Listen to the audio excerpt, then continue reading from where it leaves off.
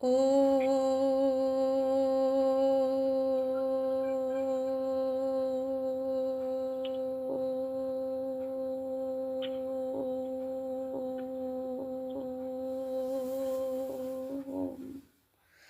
শান্তি।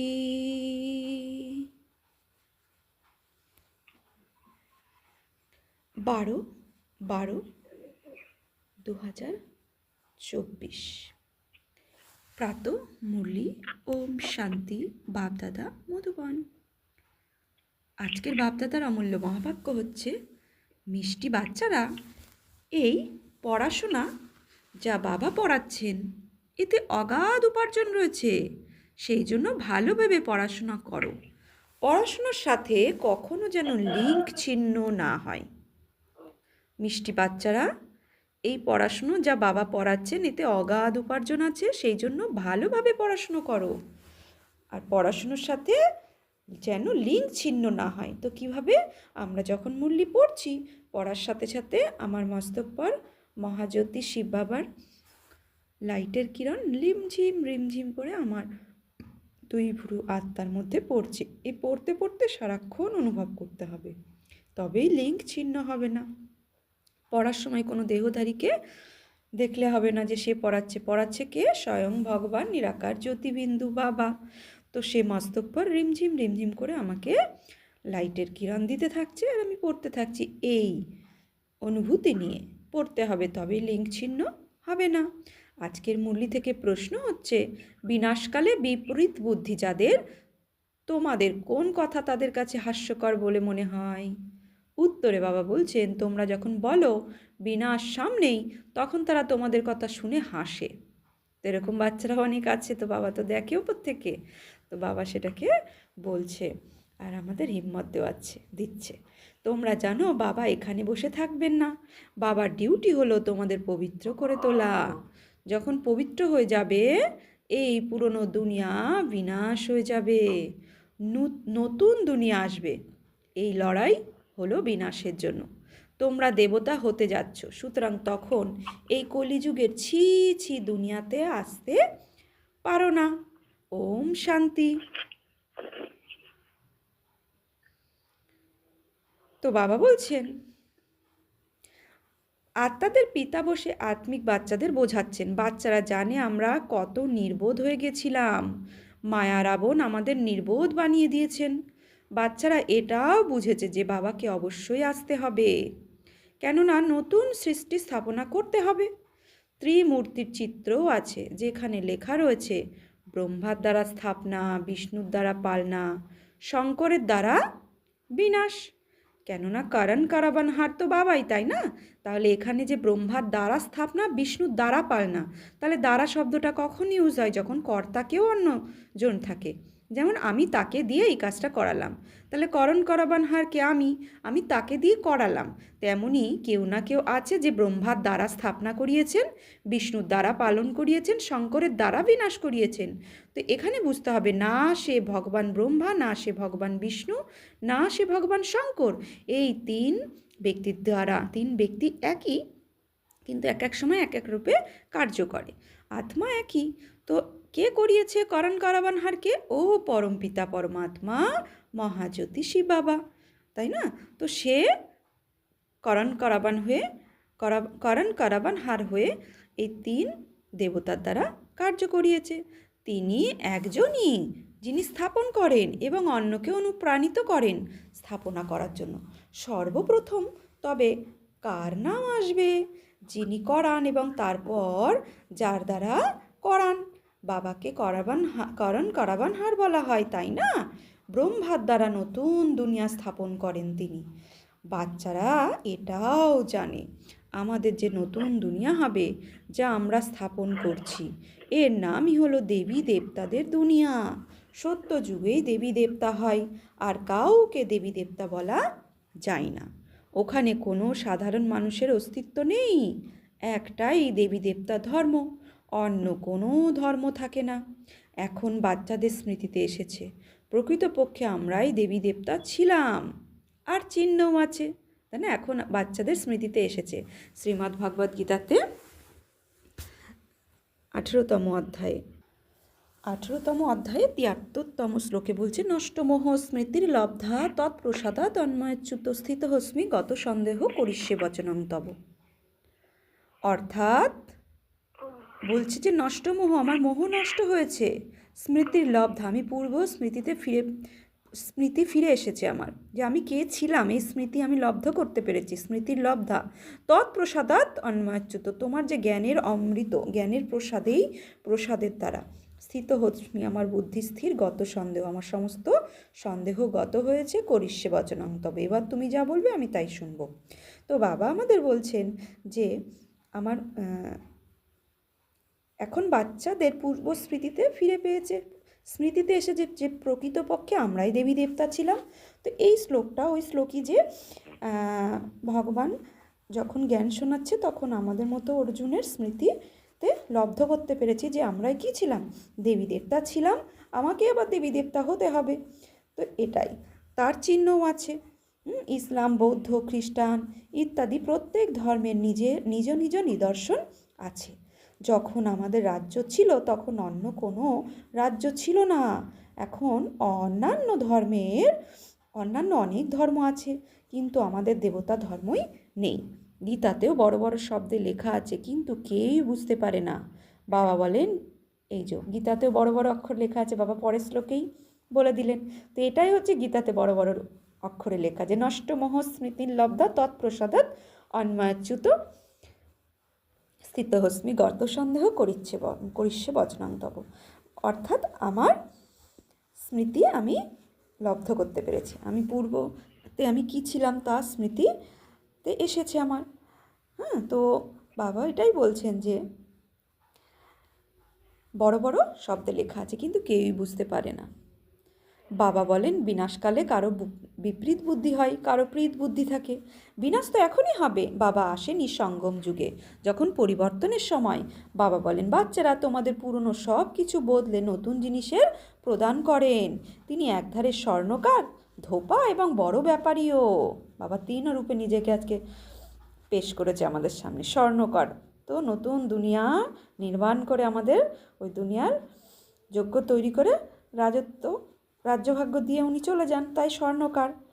ধোপা আমাদের এই শরীররূপী পোশাক, আত্মার ময়লাকে সে ধোবি হয়ে আমাদের কি করে, পরিষ্কার করেন, আত্মার নোংরাকে আমাদের শতগুণ ধারণ করিয়ে শতপ্রধান বানান। তো ধোপা বড় ব্যাপারীও, অর্থাৎ এই জন্মের অন্তিম জন্ম আমাকে সমর্পণ করো, আমি তোমাকে 21 জন্মের জন্য রাজ্যভাগ্য দেব। সত্যতে 8, ত্রেতাতে 12, আর বর্তমানে সমর্পিত যে মানে সময়টুকু আমরা যে এই জন্মের যেটুকু সময় যেটুকু জন্ম আছে সমর্পিত করি, তো সেটাও আমাদের অতি মূল্যবান জন্ম। তো এই জন্ম, তো এই 21 জন্মের উত্তরাধিকারী বাবা আমাদের দেন, তো এই বড় ব্যাপারই হলো, তাই না? তো অত্যন্ত বিরলাই কেউ কেউ বাবার সাথে এই ব্যাপার করবে, সবাই করবে না। তো সেখানে আমরা অতি বিরলা। বাবা বলছেন যে আমরা ব্যাপারই বাবার সাথে করেছি, যে এই জন্মের যেইটুকু যখন থেকে বাবাকে জেনেছি সেই তখন থেকে ভগবানের কার্যে অন্তিম জন্ম, তো নাম্বার 12 অনুসারে সে সঁপে দিয়েছে বাবাকে, সমর্পণ করেছে। তো এই ব্যাপার অগাধ লাভ, এই ব্যাপারে অগাধ লাভ, পড়াশোনাতে অনেক লাভ হয়ে থাকে, পড়াশোনাতে অনেক লাভ হয়ে থাকে।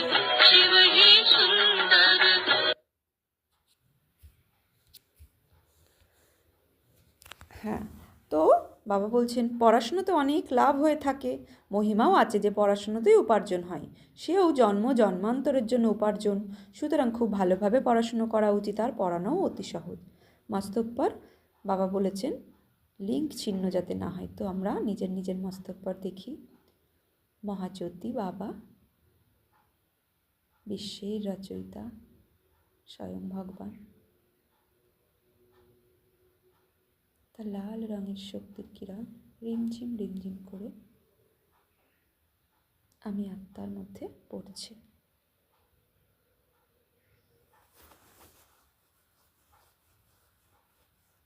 বাবা আর আমি কম্বাইন্ড, স্বয়ং ভগবান পড়াচ্ছে আর আমি আত্মা পড়ছি।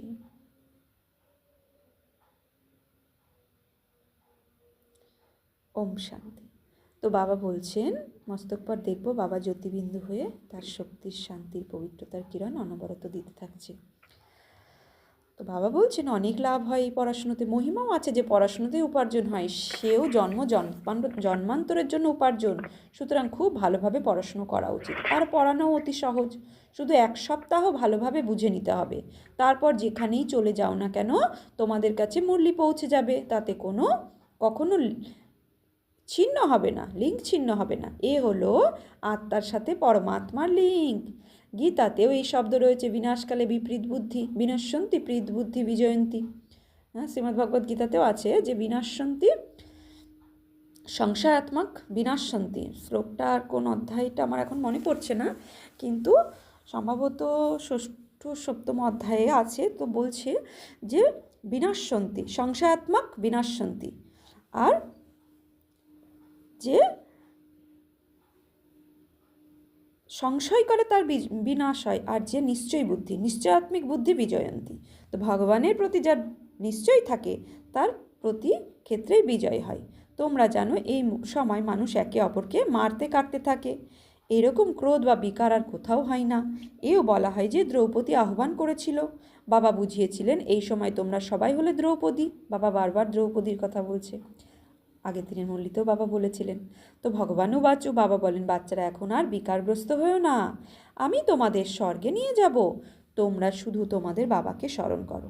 এখন বিনাশের সময়, তাই না? কেউ কারো কথা শোনে না, লড়াই করতেই থাকে। ওদের কত বলা হয় শান্ত থাকার জন্য, কিন্তু শান্ত থাকে না, সন্তানদের ফেলে রেখে লড়াইয়ের ময়দানে চলে যায়। কত মানুষের মৃত্যু হয়েই চলেছে, কোনো মূল্য নেই মানুষের। যদি কোনো মূল্য থেকে থাকে, মহিমা করা হয় সে শুধুমাত্র দেবী দেবতাদের। এখন তোমরা দেবী দেবতা হওয়ার জন্য পুরুষার্থ করছো, বাস্তবে তোমরা মহিমা এই দেবতাদের থেকেও বেশি। বাবা এসে তোমাদের পড়াচ্ছেন, কত উচ্চই পড়াশুনো। যারা এই পাঠ পড়ে অনেক জন্মের শেষে এসে তারা সম্পূর্ণ তমপ্রধান হয়ে গেছে। আমি তো সবসময় শতপ্রধান।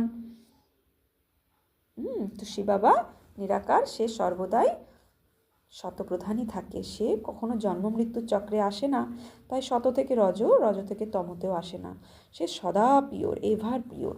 বাবা বলেন, বাচ্চারা আমি তোমাদের ওবিডিয়েন্ট সার্ভেন্ট হয়ে এসেছি। হ্যাঁ, ভগবান এত নিরহংকার, বারবার নিজেকে সেবাধারী হিসেবে আমাদের সামনে পেশ করছে, বারবার বলছে যে আমি ওবিডিয়েন্ট সার্ভেন্ট, শুধু সার্ভেন্ট নয়। ভেবে দেখো তোমরা কত ছিছি হয়ে গেছো, বাবা এসেই তোমাদের সুন্দর করে তোলেন। ভগবান এসে মানবকে শিক্ষা প্রদান করে কত শ্রেষ্ঠ করে তোলেন। বাবা স্বয়ং বলেন, আমি তোমাদের অনেক জন্মের শেষে সবাইকে শতপ্রধান করে তুলতে এসেছি, এখন তোমাদের শিক্ষা প্রদান করছি। বাবা বলেন, আমি তোমাদের স্বর্গবাসী বানিয়েছিলাম, তারপর তোমরা নরকবাসী কিভাবে হয়েছো কে বানিয়েছে? গাওয়াও হয়ে থাকে বিনাশকালে বিপরীত বুদ্ধি বিনশ্যন্তি প্রীত বুদ্ধি বিজয়ন্তী। এরপর যত প্রীত বুদ্ধি থাকবে, অর্থাৎ যত বেশি স্মরণ থাকবে, ততই তোমাদের লাভও হবে। এ হলো লড়াইয়ের ময়দান, তাই না? কেউই জানে না যে গীতায় কোন যুদ্ধের কথা বলা হয়েছে। ওরা তো কৌরব আর পাণ্ডবের যুদ্ধ দেখিয়েছে। কৌরব সম্প্রদায়, পাণ্ডব সম্প্রদায় দুই আছে, কিন্তু তাদের মধ্যে কোনো যুদ্ধ হয়নি। পাণ্ডব তাদেরই বলা হয় যারা বাবাকে জানে, বাবার প্রতি যাদের প্রীত বুদ্ধি অর্থাৎ ভালোবাসা রয়েছে। কৌরব তাদেরই বলা হয় যারা বিপরীত বুদ্ধি অর্থাৎ নিরাকার মহাজ্যোতিবিন্দু শিব বাবাকে জানে না, তার প্রতি ভালোবাসা নেই। এই শব্দগুলো তো খুবই সুন্দর, ভালোভাবে বোধগম্য হওয়ার মতো। এখন হলো সঙ্গম যুগ। বাচ্চারা তোমরা জানো নতুন দুনিয়া স্থাপন হতে চলেছে। হ্যাঁ, তো পাণ্ডব আর কৌরব এখানেই বোঝা যায়, যেমন আমরা বাবার বাচ্চা হওয়ার পরে, বাবার জ্ঞান পাওয়ার পরে কোনো ব্যক্তি আর্গু করলে আমরা কি করি? চুপ করে থাকি। কিন্তু কোনো পাণ্ডব যারা, কোনো কৌরব যারা ভগবানকে জানে না, ভগবানের প্রতি প্রীত বুদ্ধি নেই, তারা কিন্তু কি করবে? সর্বদাই ক্ষিপ্ত, ক্রোধী, হ্যাঁ, কামী এরকম আচরণ দেখাবে। তাদের মধ্যে নম্রতা থাকবে না, কেননা তারা বাবাকে জানে না, বাবার শ্রীমতকেও জানে না, তাই শ্রীমতের আধারে তারা চলবে না। তাই বাবা বলছেন কৌরব তারা। তো এই দুনিয়াতে ওই কৌরবদেরকেও আমাদের পাণ্ডবের শক্তি, হ্যাঁ, স্নেহের শক্তি দিয়ে তাদেরকে পরিবর্তন করতে হবে, তাদের কৌরব মনোবৃত্তিকে পরিবর্তন করতে হবে। বাবা কালকে স্লোগানে বলেছিলেন যে স্নেহের শক্তির দ্বারা, স্লোগান না বরদান, স্নেহের শক্তির দ্বারা আসুরি শক্তির ওপর বিজয় পেতে হবে, মায়ার ওপর বিজয় পেতে হবে। তো বাবা বলছেন, হ্যাঁ, এ হলো সঙ্গম যুগ। বাচ্চারা তোমরা জানো নতুন দুনিয়া স্থাপন হতে চলেছে, বুদ্ধি দিয়ে কাজ করতে হবে। এখন নতুন দুনিয়া কত বড়, সত্যযুগে কত অল্প সংখ্যক মানুষ থাকবে। কল্প বৃক্ষ তো ছোট হবে, তাই না? এই বৃক্ষ পরে বৃদ্ধি পেতে থাকে। মানব সৃষ্টিরূপী এই উল্টো বৃক্ষ কেমন, এটাও কেউ জানে না। একে কল্পবৃক্ষ বলা হয়। বৃক্ষের নলেজ থাকা প্রয়োজন। এই বৃক্ষের নলেজ অতি সহজ, চট করে বলে দেওয়া যায়। এই বৃক্ষের নলেজও এমন ইজি, কিন্তু এ হলো হিউম্যান বৃক্ষ। মানুষ নিজেদের বৃক্ষ সম্পর্কে কিছুই জানে না। হ্যাঁ, কল্পবৃক্ষ হিউম্যান বৃক্ষ সম্পর্কে বলা হয়ে থাকে গড ইজ ক্রিয়েটার, তবে নিশ্চয়ই চৈতন্য, তাই না? বাবার সত্য চৈতন্য, জ্ঞানের সাগর। ওনার মধ্যে কি জ্ঞান আছে তাও কেউ জানে না। বাবা বলেন বীজ রূপ চৈতন্য, ওনার দ্বারাই সম্পূর্ণ সৃষ্টি রচনা হয়। সুতরাং বাবা বসে বোঝান মানুষের নিজেদের সৃষ্টিরূপী বৃক্ষ সম্পর্কে সব কিছুই অজানা। অন্যান্য বৃক্ষকে ভালোভাবে জানে। বৃক্ষের বীজ যদি চৈতন্য হতো তবে তো কথা বলতো, তাই না? কিন্তু ওই বৃক্ষ হলো জড়। এখন তোমরা বাচ্চারা রচনা আর রচয়িতা রহস্যকে জেনেছ। ইনি সত্য, চৈতন্য এবং জ্ঞানের সাগর। চৈতন্য থাকলেই তো বাক্যালাপ করা যায়।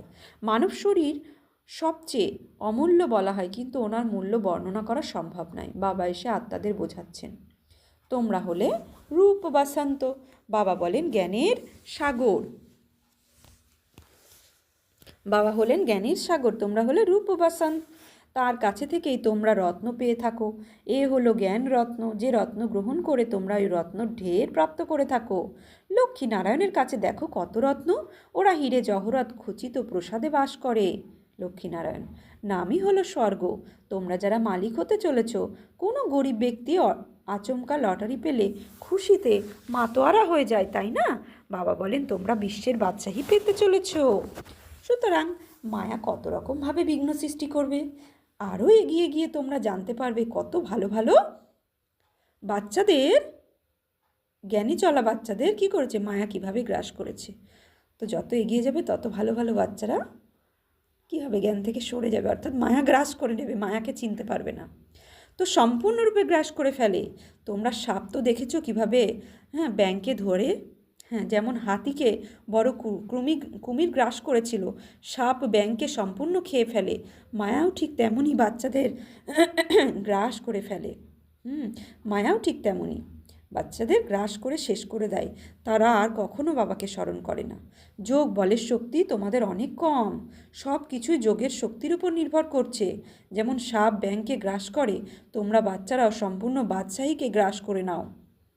সম্পূর্ণ বিশ্বের বাদশাহী তোমরা সেকেন্ডেই প্রাপ্ত করে থাকো, তাই না? বাবার বাচ্চা হওয়া আর সত্যযুগে রাজত্ব পাওয়া, হ্যাঁ, সম্পূর্ণ বিশ্বের রাজত্ব হওয়া কম মুখের কথা।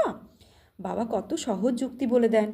কোনো অস্ত্রের প্রয়োজন পড়ে না এই রাজত্ব পেতে গেলে। তো এই দুনিয়াতে তো রাজত্ব পেতে গেলে অস্ত্রের প্রয়োজন পড়ে। বাবা বলছে সত্য আর ত্রেতা, যে স্বর্ণিম দুনিয়া স্বর্গ, অত সুন্দর রাজত্বের বাদশাহী হতে গেলে কোনো অস্ত্রের প্রয়োজন না, শুধু জ্ঞান শস্ত্রের প্রয়োজন। হ্যাঁ, জ্ঞানকে বাবা বলে জ্ঞান রত্ন ধারণ করো, আরও প্রত্যেক পরিস্থিতিতে ইউজ করাও শিখতে হবে শস্ত্র। নইলে যদি আমি জ্ঞান শস্ত্র অর্থাৎ জ্ঞানকে আমি মাথায় করে নিয়ে নিয়ে ঘুরে বেড়াই আর প্র্যাকটিক্যালে না ইমপ্লিমেন্ট করি, তাহলে ও শক্তি রূপে আসবে না। তেমনই যেমন অস্ত্র আমি পিঠে করে নিয়ে ঘুরে বেড়াচ্ছি, এই অস্ত্র সেই অস্ত্র, কিন্তু তার অ্যাপ্লিকেশন জানি না, তাহলে অস্ত্রের শক্তি প্রয়োগ হবে, জানা যাবে, বিজয় হবে। তেমনই ওরা তো স্থূল হাতিয়ার ইত্যাদি দেখিয়ে দিয়েছে দেবী দেবতার হাতে। তোমরা বাচ্চারা এই সময় বলে থাকো আমরা কি থেকে কি হয়েছি। তোমরা যা চাও বলতে পারো, কিন্তু আমরা অবশ্যই এমন ছিলাম। যদিও মানুষই ছিলে, কিন্তু গুণ আর অবগুণ তো থাকে, তাই না? দেবতাদের মধ্যে দেবী গুণ থাকে, সেই জন্যই তাদের মহিমা করে বলা হয় তুমি সর্বগুণ সম্পন্ন। আমার মধ্যে কোনো গুণ নেই। এই সময় সম্পূর্ণ দুনিয়া গুণহীন হয়ে গেছে, অর্থাৎ একটিও দেবী গুণ নেই। বাবা যে গুণ প্রদান করতে এসেছেন তাকে কেউই জানেই না। সেই জন্য বলা হয় বিনাশকালে বিপরীত বুদ্ধি। এখন বিনাশ তো হতেই হবে। সঙ্গম যুগে যখন পুরনো দুনিয়ার বিনাশ হয় আর নতুন দুনিয়া স্থাপন হয়, এই সময়কে বলা হয় বিনাশকাল। এ হলো অন্তিম বিনাশ, তারপর অর্ধকল্প আর কোনো লড়াই ইত্যাদি হবে না। মানুষ তো কিছুই জানে না, বিনাশকালে ওদের বিপরীত বুদ্ধি, সুতরাং পুরনো দুনিয়ার বিনাশ তো হবেই। বাবা আবার আমাদের ইঙ্গিত দিচ্ছিল কি পুরনো দুনিয়ার বিনাশ তো হবে। এই পুরনো দুনিয়াতে কত রকম বিপর্যয় হয়ে চলেছে, মৃত্যু হতেই থাকে। বাবা এই সময়ের কথা বলছেন, ফারাক তো আছে ওই দুনিয়া আর দুনিয়ার মধ্যে, তাই না? এই দুনিয়ার সত্যযুগী দুনিয়ার মধ্যে ফারাক তো আছেই। আজ ভারতের এই অবস্থা, আগামীকাল ভারত কেমন হবে? আজ তোমরা এখনও আছো, আগামীকাল তোমরা কোথায় থাকবে? তোমরা জানো প্রথমে নতুন দুনিয়ার কত ছোট ছিল, ওখানে প্রাসাদে অগাধ হিরে জহরাত ইত্যাদি ছিল। ভক্তি মার্গেও তোমাদের মন্দির কি ছিল? কি কিছু কম থাকে ভক্তি মার্গে? শুধু একটাই সোমনাথের মন্দির তো থাকবে না। একজন মন্দির নির্মাণ করবে, তাকে দেখে অন্যরাও নির্মাণ করবে। এক সোমনাথ মন্দির থেকেই কত লুট হয়েছে, তারপর বসে নিজেদের স্মৃতিচিহ্ন তৈরি হয়েছে। তো গজনী সুলতান ইংরেজ, যিনি তো কতবার 18বার লুট করেছে, 18বার না 17বার লুট করেছে আমাদের এই মন্দির, সোমনাথ মন্দির থেকে। হিরে জহরাত এত ছিল ভারতে। তো দেওয়ালের গায়ে নানা রকম পাথর লাগিয়েছে। এই সব পাথরের কত মূল্য, কতটুকু মূল্য হবে? এক টুকরো হিরে তারও কত দাম। বাবা তো জহুরি ছিলেন, ব্রহ্মা বাবা জহুরি ছিলেন। এক রতি হিরে 90 টাকা ছিল, এখন তো তার মূল্য 1000 টাকা হয়ে গেছে, পাওয়াও যায় না। কত মূল্য বৃদ্ধি পেয়েছে। এই সময় বিদেশেও অগাধ ধন ঐশ্বর্য রয়েছে, কিন্তু সত্যযুগের কাছে কিছুই নয়। এখন বাবা বলেন বিনাশকালে বিপরীত বুদ্ধি। তোমরা যখন বলো বিনাশ সামনেই, মানুষ শুনে হাসাহাসি করে। বাবা বলেন আমি কতদিন এখানে বসে থাকবো? এখানে থাকতে কি আমার খুব মজা হয়? না, আমি সুখী না আমি দুঃখী। আমার ডিউটি তোমাদের পবিত্র করে তোলা। তোমরা দেবতা ছিলে, এখন এমন হয়ে গেছো, তোমাদের আবার আমি উচ্চ বানাই। তোমরা জানো আমরা বাবা আবার তমপ্রধান হয়ে যাব। এখন তোমরা বুঝেছো যে আমরা দেবী ঘরানার ছিলাম, আমাদের রাজত্ব ছিল, হারিয়ে ফেলেছি। এরপর অন্যান্য ধর্ম অবলম্বীরা আসতে থাকে। এখন এই চক্র সম্পূর্ণ হতে চলেছে। এখন তোমরা বুঝেছো 1,00,000 বছরের কোনো প্রশ্নই নেই। এই লড়াই হলো বিনাশের। ওখানে সত্যযুগে খুব আরাম, মৃত্যু বরণ করবে আরামে, কোনো কষ্ট হবে না, কোনো চিকিৎসালয় ইত্যাদি থাকবে না। কে বসে সেবা করবে আর কাঁদবে? হ্যাঁ, বলছে কে বসে সেবা করবে আর কাঁদবে? ওখানে এইসব নিয়ম নেই। ওখানে মৃত্যু সহজেই হয়, এখানে তো দুঃখ হয়ে মরে। কেননা তোমরা অনেক সুখপ্রাপ্ত করেছো, সুতরাং দুঃখও তোমাদের দেখতে হবে। রক্তগঙ্গা এখানেই বইবে। ওরা ভাবে এই লড়াই একদিন শান্ত হয়ে যাবে, কিন্তু শান্ত তো হবে না। যে লড়াই লেগেছে, এই লড়াইয়ের মাধ্যমে দুনিয়ার বিনাশ হবে আর রক্তগঙ্গা বইবে। বলা হয় শিকারীর মৃত্যুর জন্য প্রার্থনা করে, তোমরা দেবতা হতে যাচ্ছ সেই জন্য এই ছিছি কলিযুগী দুনিয়াতে আসতে পারবে না। গীতাতেও আছে ভগবানও বাঁচু, বিনাশও দেখো, স্থাপনাও দেখো। সাক্ষাৎকার হয়েছে, তাই না ব্রহ্মা বাবার? এই সাক্ষাৎকার সব অন্তিমে গিয়ে হবে আবার। আদি সো অন্ত, আদিতে যা যা সাক্ষাৎকার হয়েছে, বাবা বলছে অন্তিমে গিয়ে হবে। অমুকে এই হবে, তমুকে এই হবে।